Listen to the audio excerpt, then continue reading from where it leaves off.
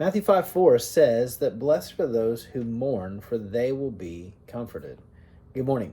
I've been thinking about this, and I realized that we mourn for a lot of reasons. We mourn loss of job, loss of relationship, loss of life.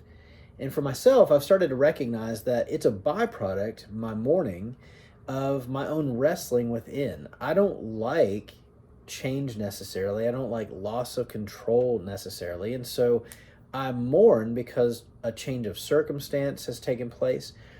And so there's a passage that's always given me comfort in my wrestling with my person that can lead to mourning.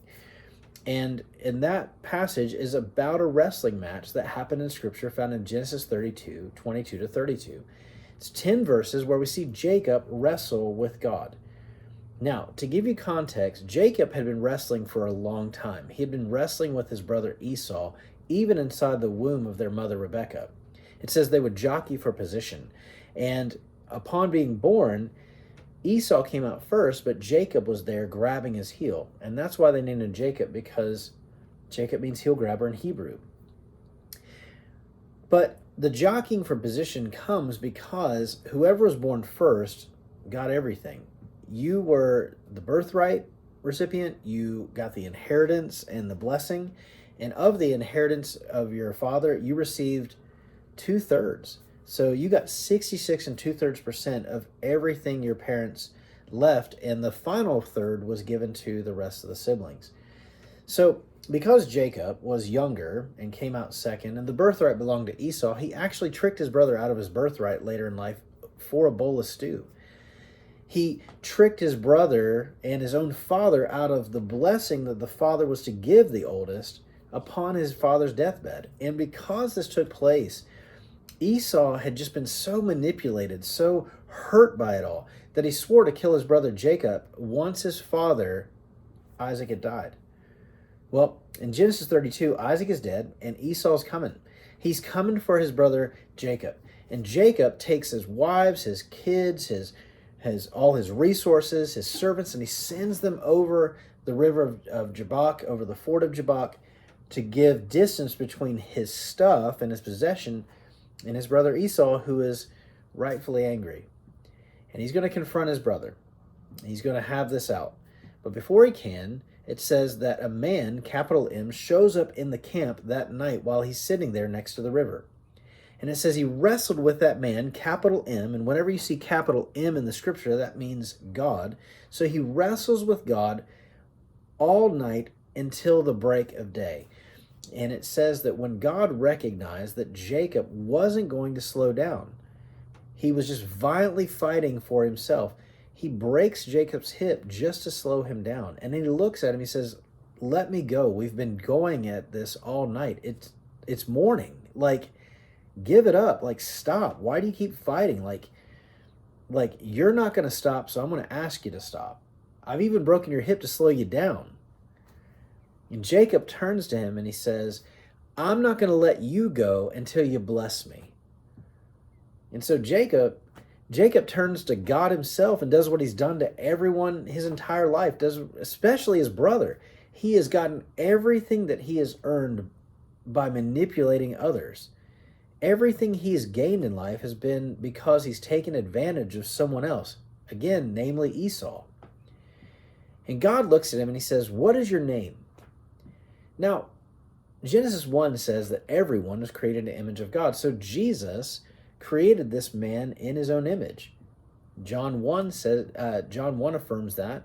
And so it's not that Jesus doesn't know his name, it's that fact that Jesus wants a confession from Jacob, because Jacob's name means something. Jacob's name means not just heel grabber, it means liar, deceiver. And so God asks Jacob for a confession. He says, "Who are you?"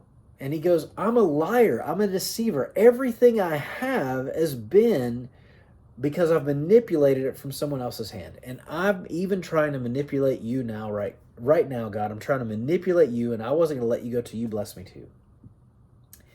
And God turns and hears that confession, and in compassion looks at him and goes, No. No longer will you be known as Jacob, the liar, the deceiver, the manipulator, but you're going to be known as Israel, or Prince of God. And up until that point, Jacob had walked with this exterior that seemed really confident, but interior, he was just a feeble boy, an infant who only knew to fight for himself. After that day, because his hip was broken, he walked for it with a limp for the rest of his days, but he had this new name, Israel, Prince of God. And I believe that when the people who encountered him, who knew him prior, came up on him and saw him limping, they'd say, who is that? That's Jacob. Jacob, why are you limping? I think he said, no longer call me Jacob, but call me Israel, because I have a new name. I have a new identity. I have a new confidence in life. I may walk with a feeble exterior, but my interior is no longer feeble. It is matured, it's grown, and it is sustained by the very grip of heaven. Yeah, I have a spiritual vitality because I wrestled with God and I submitted myself unto him, and now I'm changed. So for all those who are out there who are going, I mourn because of change, I wrestle with change, it leads me to mourn what I lost, a change in circumstance, what I knew. Even if what I knew was horrible, I still mourn it because it's what I knew. Let me encourage you. God says he will comfort those who mourn. He'll comfort you and meet you in your brokenheartedness through the change. Psalm 34:18 says that he is close to the brokenhearted. So if you're here and you go, man, I don't like change. Yes, I'm in mourning for whatever loss I've sustained. God promises, and Matthew 5 was said by Jesus himself, it was the most famous sermon, that he will meet you in your mourning and he will comfort you if you'll just turn and face him. You might have to wrestle and let him wrestle some things from your life, but he'll meet you and he'll comfort you. So this morning, I just want to encourage you. I don't know what you're dealing with, but I encourage you, give it to him. He says, hand me your anxieties because I love you. Let him love you today. Have a great day. Be blessed. I look forward to seeing you Sunday, 10:30 on the corner of South New Hope and Central Pike. Until then, have a great week. Be blessed. Be comforted in his hands. See ya.